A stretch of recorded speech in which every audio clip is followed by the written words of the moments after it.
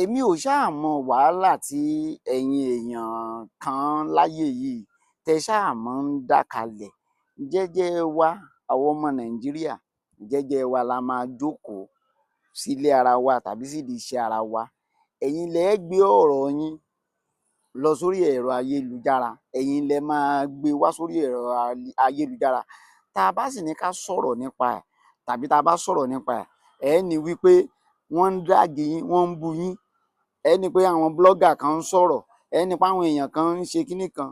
Báwo làwọn èèyàn ò ní sọ̀rọ̀? Ká dẹ̀ gbé ọ̀rọ̀ ayé yín, ọ̀rọ̀ kọ̀ọ̀kọ̀ yín tí eléyìíbó ń pè ní privacy, tẹ́ ẹ̀ bá gbé wá síta, ṣé blogger ṣé wọn ò bá yín dá sí i? Ṣé wọn ò fi dráàgì yín? Ṣé wọn ò fi bú yín? Ṣé àwọn èèyàn ṣé wọn ò mọ ohun tó ń ṣẹlẹ̀? Ní ṣókí, mo ti gbọ́ tọ̀tún, mo ti gbọ́ tòsì, mo ti ṣe ìwádìí lórí ọ̀rọ̀ tó ń ṣẹlẹ̀ lórí Sisi Alágbo, Ẹniọlá àti ọkọ rẹ̀ tuntun Engineer Hakeem Adéṣọlá, àti ìyálé, gbogbo ohun tó ti ń ṣẹlẹ̀, àti láàrin Mewolaka, gbogbo ẹ̀ mo ti gbọ́ tọ̀tún, mo ti gbọ́ tòsì, mo ti ṣèwádìí, mo ti ṣàkíyèsí àwọn ohun tó ṣẹlẹ̀. Èmi ò ṣègbè lẹ́yìn Mewolaka o, mi ò ṣègbè lẹ́yìn Sisi Alágbo, mi ò ṣègbè lẹ́yìn Engineer Hakeem, mi ò ṣègbè lẹ́yìn ìyálé. Àwọn nǹkan témi kàn ṣàkíyèsí òun lèmi fẹ́ wá sọ nínú ìkànnì Ẹnu Àgbà, gẹ́gẹ́ bí orúkọ ìkànnì yìí, Ẹnu Àgbà. A fẹ́ fẹnu àgbà, a fẹ́ fi ojú àgbà ká fi wò ó, ká sì fẹnu àgbà ká fi sọ.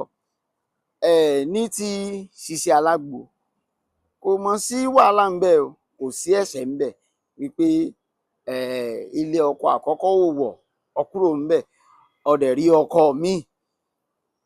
ọ gbé ọfẹ́, ọ gbà fún láti fẹ́, ẹ dẹ̀ fẹ́ra yín. Èmi ò rí nǹkan tó burú ńbẹ̀ o, kò sí nǹkan kan tó burú ńbẹ̀, kò sí nǹkan kan rárá tó burú ńbẹ̀. Ó wù ọ́ ni ló ṣe sọ pé o fẹ́ fẹ́, ó dẹ̀ ti fẹ́. Ṣùgbọ́n èmi ròyìn pé a sì lè manage ara wa, a lè ṣàkóso ara wa, we can manage ourselves. Èmi ò rò wípé ó yẹ kí gbogbo ọ̀rọ̀ yìí kẹ́ bá débi wípé Alhaja Mewolaka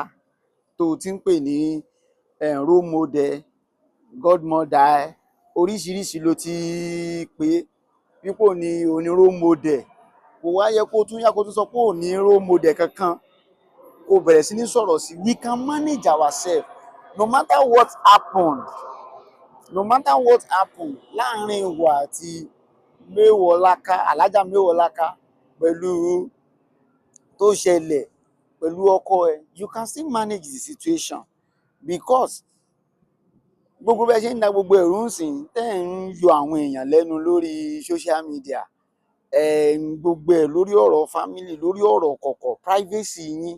tẹ́ ẹ̀ ń gbé síta gbangba, tẹ́lẹ̀ ń sọ eléyìí ń dún kòkó pé òun ó tú àṣírí, òun ṣe. You can manage this. Ọ̀rọ̀ ilé ayé yìí ọ̀rọ̀ tó gbẹgẹ ni. Mewolaka, gẹ́gẹ́ bóun ti sọ, ó ló máa ń bẹ̀ òun ò fẹ́ ṣe kinní kan, àkókò mọ̀gbà tán bẹ̀, àrí fídíò àṣe, ó ló bẹ̀ ìwọ ló ń ṣe kinní kan. But what I'm trying to say, tí mo ń gbìyànjú láti sọ ni wípé tó bá tó rí ọ̀rọ̀ ọkọ tuntun tó ṣẹ̀ṣẹ̀ fẹ́, tó bá torí ẹ̀ bá gbogbo àwọn èèyàn jà, ó bá Mewolaka jà, ó bá eléyìí jà, kinní kan, èmi ò gbàdúrà kí márèèjì dàrú, ṣùgbọ́n tó bá dọ̀la tẹ ẹnjìníà bá betray ẹ̀, tó bá dalẹ̀, in tó ṣe fún ìyàwó àkọ́kọ́, ìyálé tiẹ̀ báyìí, tó bá tún rí ibòmíì tára ti dẹ̀ jù báyìí lọ, tó bá tún lọ bọ́ síbẹ̀ tó tún dalẹ̀ wọ, ta ló fẹ́ lọ sátì? Torí mi ò mọ gbogbo nǹkan tó dé tẹ́ ń fà tó di wípé o tún ń gbé fọ́tò, ó tún jẹ́ kí màmá ẹ̀ máa ṣe fídíò. Irú màmá ẹ̀ ń sìn àmọ́ tẹ́lẹ̀, ó lọ gbé màmá ẹ̀ jáde sórí íńtánẹ́ẹ̀tì tí màmá ẹ̀ sọ pé gbogbo abiyamọ ayé kán máa bẹ Alhaja Mewolaka, tó bá láṣìírí kó ṣe, kò nídìí kó ń gbé yẹ ẹ̀ wá. Tó bá sọ pé Hakeem ò ní dalẹ̀, tákìmù bá wa padà dalẹ̀ níbo ló fẹ́ kọjú sí tó dẹ̀ ti báyàn jà lórí ọ̀rọ̀ Akeem àbákímù tó fi ìyàwó àkọ́kọ́ náà lẹ́ẹ̀kọ́ yìí tí alájà Mẹ́wọ̀ọ́lá ká sọ fún wa wípé ìyálé ṣe fídíò kò sí chíanulé kò sí bẹ́ẹ̀dì kò róúnjẹ jẹ kò rí gbogbo ẹ̀ tákìmù yẹn fi lẹ̀ tó wá fẹ́ wọ̀ ta ló sọ wípé Akeem ò tún lè ṣerú ẹ̀ mọ́ èmi ò sọ pé yóò ṣe omi ìgbàdúrà kílẹ̀ dàrú àmọ́ tí mò ń sọ ni wípé you can manage people ẹ lè ṣàkóso àwọn èèyàn tó wà láàrin láì ṣe pé ẹ máa bẹ́ nìkan jà torí ọkùnrin àtobìnrin kò sẹ́ni tó ṣe gbẹ́kẹ̀lé inú wa oníkálùkù wa ló lè yọwọ́ kọ́wọ́ nígbàkigbà tó bá wù wá nítorí náà tí Sisi Alágbo ìyìn tèmi rí sọ nìyẹn try to manage people around you láì ṣe pé wàá take offence wàá bá wọn jà ẹ jọjọ sọ ìgbà míì gan kì í ṣe gbogbo ọ̀rọ̀ ló lésì irú àwọn ogbon tó ń gbé yẹ ẹ jáde sórí social media wa máa sọ yìí is what you can silence on kan forgo ẹ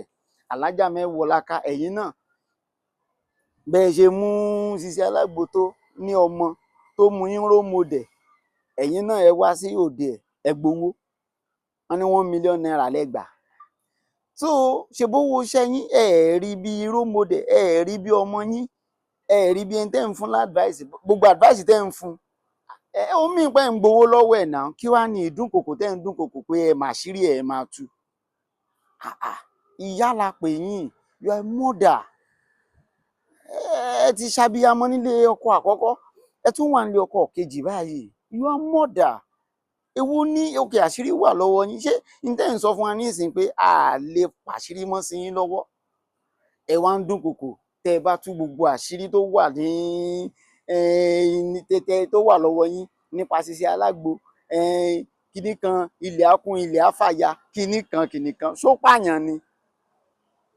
pààyàn ni tó bá tiẹ̀ ṣe pààyàn gan tí Sisi Alágbo bá pààyàn wọn ó sì gbé dé ilé ẹjọ́ ni ó dájọ́ ẹ̀ kì í ṣe ìdájọ́ òsì lọ́wọ́ yín kí ni ìdúnkokò tẹ́ ń dún pé ẹ tú àṣírí ẹ̀ àṣírí wo ló ní lọ́wọ́ yín you are mother òbí ni ìyá abiyamọ ni gbogbo ìdúnkokò pé máa táṣírí ẹ̀ kìnìkan kí ṣé torí pé ó sọ pé òun ò fi ń ṣeré òmòdè kò yẹ kó dùn yín náà kì í ṣọmọ yín ẹni tẹ́ ń lọ sí òde rẹ̀ tẹ́ ń gba 1 million naira torí pé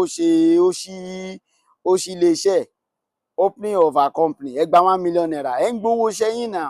lọ́wọ́ ẹ̀ kí wàá ní ìdúnkokò tẹ́ ń dún lẹ́yìn tẹ́ ti gbowó pé ẹ máa táṣírí ẹ̀ ṣó pààyàn ni tó bá pààyàn gan ẹ̀yin kọ́ lẹ máa dájọ́ ilé ẹjọ́ ni tó bá dẹ̀ láwọn lọ́ọ̀yà tó dáa ó tún lè jàre gan níbẹ̀ kó tún bọ́ nínú kéèsì yẹn Alájà Mẹ́wọ̀ọ́lá ká àgbà ti ń dé ó dẹ̀ yẹ kẹ́ máa tẹ̀ jẹ́jẹ́ a mọ̀ wípé gbogbo wàhálà tẹ́ ń fà ọ̀rọ̀ tẹ́ ń sọ gbogbo ẹ̀yin tẹ́ ń ṣe orí íńtánẹ́ẹ̀tì lẹ ti ń rówó yín ibẹ̀ lẹ́yìn ti ń rówó ibẹ̀ lẹ ti ń make money ibẹ̀ làpò yín ti ń rú gọ́gọ́ sí a mọ̀ ṣùgbọ́n kò sírú owó tẹ́ ẹ lè máa rí náà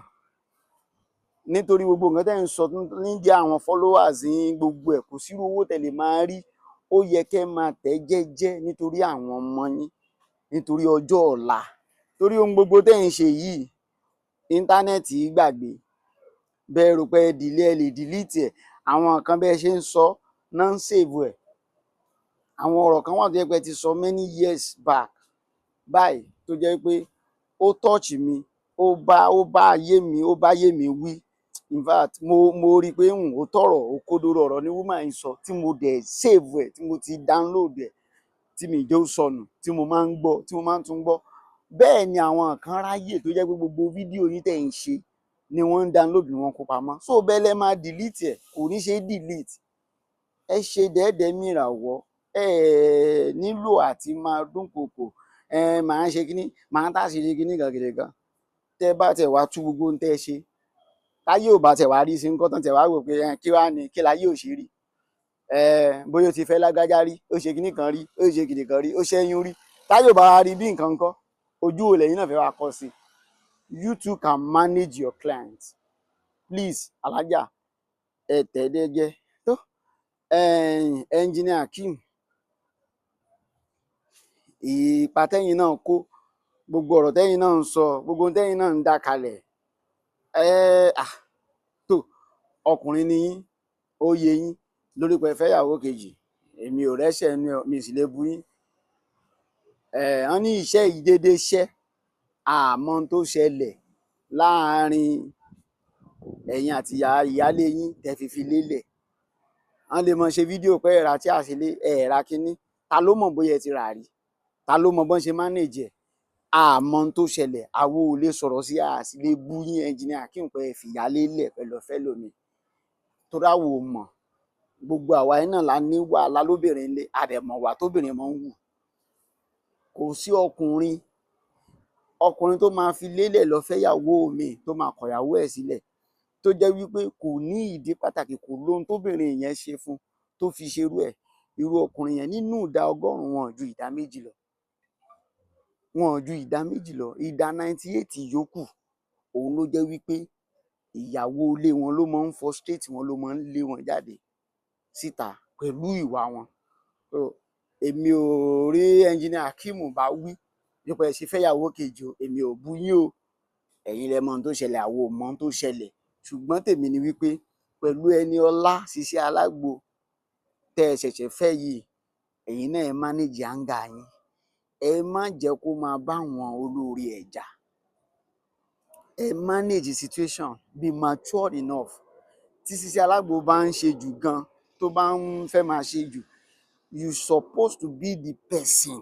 behind that láti máa sọ wípé dákẹ́, I don't want you to talk, ó ti tó, má sọ̀rọ̀, ṣe kíní kan. Kì í wá ṣe pé ẹ̀yin ni kẹ́ máa rúná sí kí Sisi Alágbo, kí Ẹniọlá Sisi Alágbo wa máa bú gbogbo yẹn, kó máa bú gbogbo olóore. Gbogbo yín ẹ manage ẹ̀. Ìwọ̀nba ìmọ̀ràn tí ẹnu àgbà torí fún yín lórí ọ̀rọ̀ tó ti ń ṣẹlẹ̀ ní o. Sisi Alágbo, má gbé yẹ ẹ̀ jáde mọ́, o ò ní ìdí ẹ̀, má gbé yẹ ẹ̀ jáde mọ́ nírú ọ̀rọ̀ báyìí. Ó ṣe fídíò ya ẹ pé kìíní, má gbé yẹ ẹ̀ jáde mọ́, kì í ṣe irú ọ̀rọ̀ báyìí. Ìyá tí ò sí ń bẹ̀ gbogbo ìgbà tẹ́ ń ṣe deal tó wá lọ ń gbé ìyá oníyàá jáde pé kìíní, ẹ jọ̀ọ́ o, ẹ yé yọ wá lẹ́nu o. Privacy yín, ìgbà tẹ́ ti gbé orí social media, òun ló jẹ́ ká wà yìí ká tẹnu bọ̀rọ̀. So òun ló jẹ́ ká tẹnu bọ̀rọ̀. Nítorí náà ẹ má yọ wá lẹ́nu mọ́. Tẹ́ bá ti gbọ́rọ̀ yín lórí social media, a máa bá yín dá sí o. Àìtún dá sí lè bẹ́ẹ̀ tún gbé mi wá, á tún sọ̀rọ̀ lé lórí. Kò jẹ́ bó ṣe jẹ́. Ẹ máa tẹ̀lé ìkànnì Ẹnu Àgbà lórí Facebook, ẹ tún lọ máa wò ó ní YouTube fún àwọn ìròyìn lẹ́kùnrẹ́rẹ́ àti àwọn ìṣẹ̀lẹ̀ tó ń ṣẹlẹ̀ káàkiri lórílẹ̀-èdè àgbáyé. Ẹ ṣeun púpọ̀.